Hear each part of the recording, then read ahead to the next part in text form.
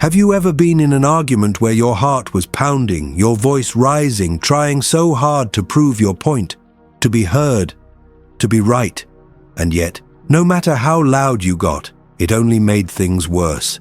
If that's happened to you, then you already lost. Not because your point wasn't valid, but because someone else managed to pull you out of yourself. They didn't just argue, they controlled you. They made you angry, and the moment they did, they owned your emotions. Because when you lose your calm, you give away your power. And the one who stays silent, who remains still, they're the one truly in control. Lao Tzu once said, "He who knows does not speak. He who speaks does not know." What he meant wasn't just about staying quiet. It was about confidence without performance. When you truly understand something, you don't need to prove it. You don't need to speak over others or seek validation. Real knowledge is calm. It's still. It doesn't need to shout because it's not insecure. It's in knowing silence, observing. But the one who lacks that inner knowing, he becomes loud, not to express truth, but to compensate for its absence. He raises his voice, hoping others will give him what he doesn't have inside: certainty, respect, power. Because deep down, he doesn't trust his own worth, so he begs the world to shout it back at him. But silence is self-assurance. It's the quiet power of someone who doesn't need approval to stand tall. Today, not many people have this. This is a sign of intelligence. In today's world, everybody trusts confidence blindly, even if it's fake confidence. People have twisted values. Everybody wants to be the loudest, to prove himself the most, to be famous on the internet so he can get validation from the world. And that's because those people don't validate their own selves. They don't sit in silence to confront themselves, and that's because they are afraid. Instead, they are looking for distractions, running from confrontation with their true selves. They are scrolling their phones, playing video games, watching explicit videos on the internet to escape the reality. It's scary to be in reality. It will humble you, it will hurt your ego, and people are afraid of losing their egos because their egos are like shields to their real insecure selves. Think about it. Maybe you are doing it yourself. You are telling yourself you are better than everybody and are looking down on them to falsely validate yourself. But when you actually think about it, it hits hard. Your ego is gone. You are left with no defense, and that is exactly when you are truly starting to build your true self. When you are vulnerable, when you are hurt. Only through pain can you become stronger, better, you. We already talked about this transformation through pain and the importance of you becoming your true self in the other videos. But we didn't tell you need to be in silence, without distractions to fight your demons, to fight yourself, which is the hardest thing to do. Lao Tzu said, "He who conquers others is strong, but he who conquers himself is mighty." But how can you conquer yourself if you never meet yourself? How can you face your thoughts when you're always running from them? Silence is where the real battle begins. Not the kind of silence that's just absence of noise, but the kind where you are alone with your thoughts. No music, no notifications, no noise to save you from your own mind. Just you and the mirror of your inner world. And most people can't handle that, because in silence the masks fall off. The truth starts to echo. The lies you told yourself about who you are, what you want, why you're unhappy, they start surfacing. That's why people avoid silence, not because it's empty, but because it's full. It confronts you with the truth you've been trying to drown. But Lao Tzu believed that this confrontation is the key to peace. He didn't see silence as weakness. He saw it as wisdom, as strength, as clarity. In silence, you begin to see, you begin to understand not just the world, but yourself, your emotions, your desires, your pain. You become less reactive, more aware. And awareness, that's where real change begins. You don't scream at the world anymore. You observe it. You don't try to dominate others, you understand them, and in that stillness, a strange thing happens. You start to change. You stop needing to prove yourself. You stop needing to win every argument. You stop needing the world to clap for you because you've already started clapping for yourself. That's the power of silence. It's not passive, it's not avoidance, it's transformation. There is also other reasons why you should be silent. Not everybody needs to know what you are doing in your life. You are better off mysterious, silent. Nobody knows what you are doing or your next move. People start wondering. They start thinking, what is he up to? And they start to respect you because they don't know what values you have. Maybe you have greater values than theirs. Maybe you are better than them. They don't know, and so they respect you. This is how silence can get you respect. Think about it yourself. Maybe this happened to you. You stop hanging out with people you were hanging out with, and after some time, when you see them, they look at you differently. They've been in the same place while you were moving without anyone knowing what you are doing, and so they respect you. Lao Tzu believed that the strongest moves in life are the ones no one sees coming. He compared silence to water, soft, calm, but capable of wearing down the hardest stone. True power, he said, doesn't need to announce itself. It doesn't need to rush. It flows naturally, quietly, but it moves everything in its path. There was once a young man who grew up in a house full of noise. Arguments at the dinner table, shouting behind closed doors, constant tension in the air. He learned early that if you wanted to survive, you had to be loud. You had to defend yourself, speak first, speak fast, speak over.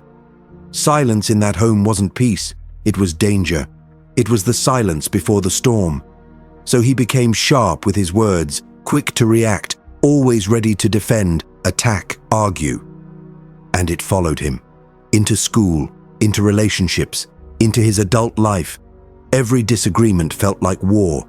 Every opinion that wasn't his felt like a threat. He couldn't listen, not really. He was always preparing his next sentence, always performing, always proving. But it never made him feel powerful, only exhausted. One day, after another fight with someone he loved, the kind of fight that leaves both people bleeding without ever touching each other, he walked out. No plan, no destination, just walked for hours, until his legs gave out and he sat alone by a river, watching the water move. And in that moment, something cracked inside him. Not loudly, not like all the fights, but quietly, like a whisper he'd been ignoring for years.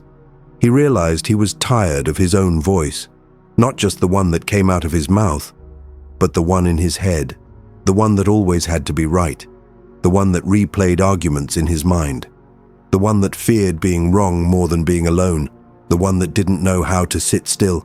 He stayed by that river until the sky went dark, and for the first time in years, he didn't speak, he didn't plan, he didn't rehearse a comeback. He just existed. And in that silence, something else began to speak. Not the ego, not the fear. Something deeper, something softer. Himself. He started doing it more often, sitting in silence, not to escape the world, but to finally meet himself. And it was painful at first, like standing in front of a broken mirror. But over time, the silence healed him. It made him calmer. He started listening more, not just to others, but to life. He stopped fighting every opinion. He stopped needing to win. And strangely, people around him began to change too. They spoke to him differently, with more respect. Some were confused by his quietness, some were drawn to it, but none could ignore it, because his silence wasn't empty anymore. It was full of presence, of peace, of power. What that young man discovered by the river, science is only just beginning to explain. You see, silence doesn't just feel healing. It literally changes your brain. In 2013, researchers studying the effects of sound on the brain made an unexpected discovery. They were testing how different types of music affected mice, but they included silence as a baseline, something to compare the sounds against. But what they found shocked them. The mice exposed to silence for just 2 hours a day developed new neurons in the hippocampus, the region of the brain linked to memory, emotion, and learning. Let that sink in. Silence wasn't just a lack of noise. It was nourishment. It helped the brain regenerate. It gave space for the mind to repair itself. And that's just the beginning. Other studies have shown that silence can lower cortisol, the stress hormone that floods your body when you're anxious or overwhelmed. It activates the parasympathetic nervous system, the one responsible for rest, digestion, and healing. Your heart rate slows, your breathing deepens, your muscles relax. It's as if your body finally exhales after holding its breath all day. Silence also sharpens your attention. In a world filled with distraction, your brain is constantly switching from notification to video to email to noise. But silence resets that. It improves your ability to focus, to think clearly, to make decisions with intention instead of reaction. And most importantly, it gives space for self-reflection. The parts of your brain associated with introspection, like the default mode network, become more active when you're not stimulated by external noise. This is the space where your mind finally turns inward, where you confront your beliefs, your behaviors, your truths, where transformation begins. So when Lao Tzu said, "Silence is a source of great strength," he wasn't being poetic, he was being profoundly accurate. Because silence isn't just an absence, it's a presence of healing, of clarity, of power. In a world addicted to noise, silence is rebellion. In a world obsessed with performance, silence is confidence. And in a world afraid of truth, silence is courage. So yes, silence can heal and it can win, but it also has a dark side. It's not some magic cure. It's not always peaceful or empowering. In fact, sometimes it's terrifying, because when everything goes quiet, you're left alone with you. And that's not always a safe place to be. Your thoughts get louder. The voices of doubt, regret, fear, they start echoing in the silence. You try to breathe through it, to calm your mind, but sometimes your own mind is the battlefield. And in that silence, you realize the hardest part isn't the world outside, it's the war within. That's why silence isn't something to take lightly. It's not always the answer. Sometimes silence can swallow you. Sometimes you need a voice, a friend, a hand to reach in and pull you out. Because the silence you thought would bring you peace can also bring you face to face with your deepest pain. And if you're not ready, if you're not strong enough, it can break you. Sometimes you sit in silence, hoping to find peace, and instead you find a storm. And you can't tell anyone, because the silence is part of the pain. It isolates you, makes you feel like no one else could possibly understand what's going on inside. You're not just sitting alone, you're sitting with everything you've been trying to avoid. It's like fighting a war, where your enemy knows all your weaknesses, all your secrets, all your fears, because your enemy is you. But here's the truth. No one ever said this would be easy. Silence demands something from you that most people aren't willing to give. Honesty. Brutal, raw honesty. And the courage to face what you find there. That's why most people don't do it. That's why they run. That's why they numb themselves with noise, distraction, entertainment, anything but stillness. But if you're brave enough, if you can sit through the storm, you might just find clarity on the other side. You might meet yourself, not the version the world sees, not the one you pretend to be, but the real one, the one that's been buried under all the noise. And that's when silence becomes something different. It becomes a mirror, a fire, a teacher. You will face many things in silence. Your past, for example. Maybe you did something in the past you are not proud of. You made a lot of mistakes that if you haven't made, you'd be on the top of the world. And it's intense. You want to go back in time and fix it, but you can't. It's too late. You can't do anything now. You can lay in your bed alone and let the guilt or whatever you found in that silence swallow you. Or you can face it, accept it, confront that it's in the past and move on. By accepting you made a mistake and accepting it, you will heal yourself. If it's something in the present that is bothering you, use that silence to make a plan, take action, and do the best you can to fix it. And that's the thing Lao Tzu understood better than most. Silence isn't about avoiding life. It's about facing it with presence. He didn't teach silence as escape. He taught it as alignment with nature, with reality, with your own soul. He once said, "When there is silence, one finds the anchor of the universe within oneself." That's not just poetic, it's a guide. Because silence isn't just something you do, it's something you become. It's a state where you're not constantly pushing or pulling at life, trying to control every outcome, fix every flaw. Instead, you become like water, accepting, flowing, adapting. Not passive, but wise. Not weak, but deeply aware. And this awareness, it changes everything. You begin to respond instead of react. You begin to feel rather than numb. You begin to realize that so many of the things you were chasing, the approval, the attention, the applause, they were never going to fulfill you. Because they weren't about you. They were about the version of you you thought others would like. But in silence, you strip that version away. And what's left? Maybe it's raw, maybe it's wounded, but it's real. And that's where the path begins. The path Lao Tzu called the Tao, the way. A path that isn't walked through achievement, but through surrender, through stillness, through trust. Nature does not hurry, yet everything is accomplished. Another one of his teachings, one that whispers truth in a world that's always rushing.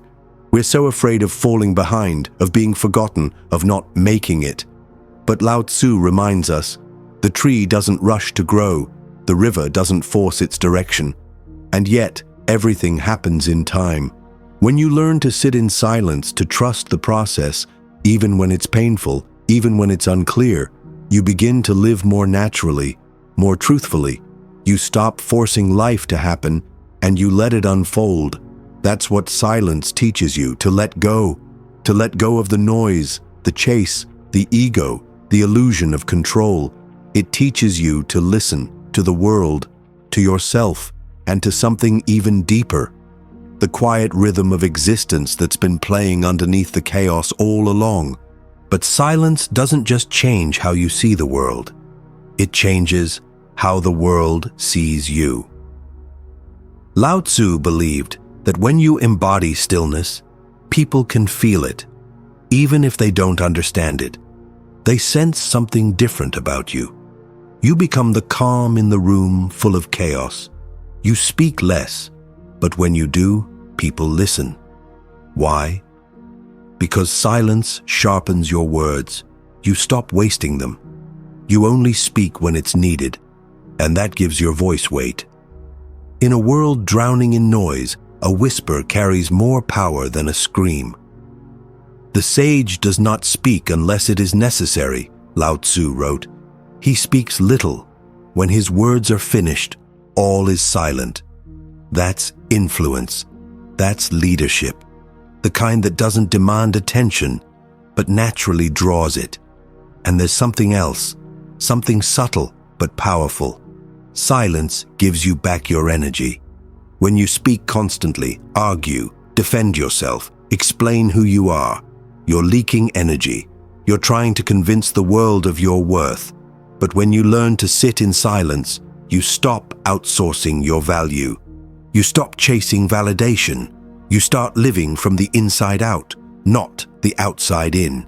This is what Lao Tzu meant when he said, "Those who know themselves are enlightened."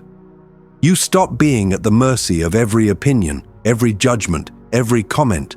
You stop being a puppet pulled by the strings of other people's expectations. Instead, you become grounded, like a mountain, still, quiet, and unshakable. Because here's the hidden truth most people don't realize. Silence is strategy, not just spiritual, practical.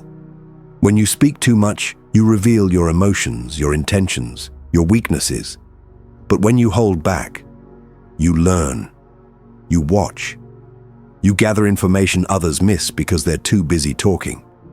You let people expose themselves while you remain unreadable, silent. And in that silence, you gain clarity. This is why in war, in business, even in relationships, silence is a weapon, not to harm, but to protect, to think, to decide with precision instead of impulse. And yet, it's not easy, because silence will challenge you. It will make you feel invisible. It will make you feel misunderstood. But here's the thing.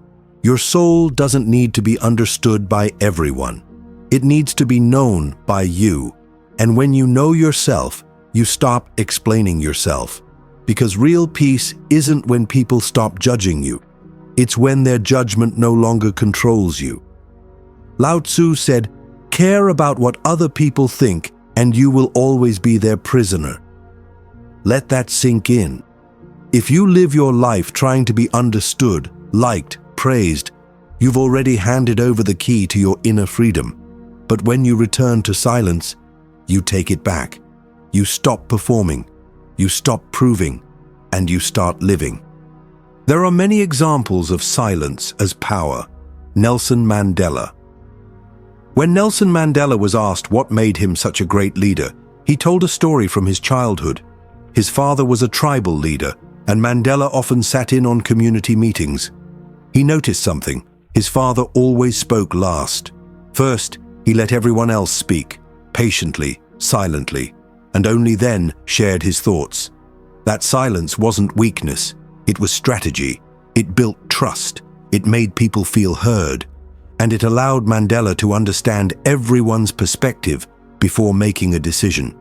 He didn't rush to speak, he listened, and that gave his words more weight when he finally used them. That's Lao Tzu in action. The idea that true power is rooted in presence, not performance. Samurai. In ancient Japan, the most feared warriors, the samurai, didn't just train with swords. They trained in silence. Through Zen meditation, they learned to quiet their minds, to remain still even in chaos. Why?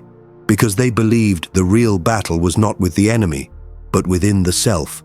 A distracted, emotional warrior was a dead one. A calm, present warrior, that was unstoppable.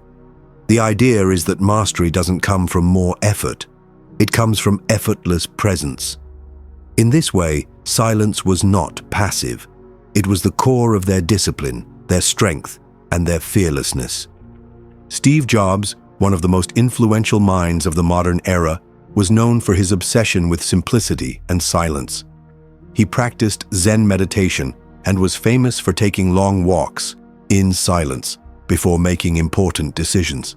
He believed that clarity didn't come from noise, but from stillness.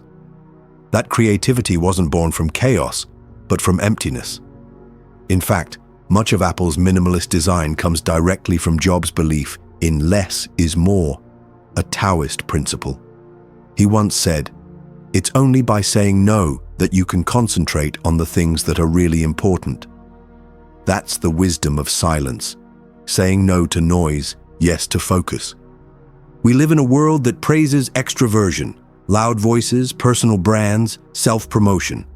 But some of the most impactful thinkers, Albert Einstein, J.K. Rowling, Warren Buffett, are introverts, quiet, reflective. Warren Buffett, one of the world's most successful investors, spends 80% of his day in silence, reading, thinking, observing. He's not trying to predict the market through noise. He's studying the patterns beneath the noise. He once said, "The best moves are usually boring." That's a Taoist idea. True power is subtle. It flows. It doesn't scream. So when Lao Tzu said, "Silence is a source of great strength," it wasn't metaphor. It was a lifetime strategy, a way of being, in war, in peace, in leadership, in art, in love, in life. It's not about saying nothing. It's about saying enough. So silence can help you in many ways. It can teach you, it can heal you, it can give you respect, but it can also hurt you or destroy you. I hope this video helps you control your mind and connect to yourself, your true self. I hope it guides you through that silent void in the mind and helps you face it and embrace it. Subscribe for more trips through the dark void of the mind, and remember, our greatest battles are that with our own minds.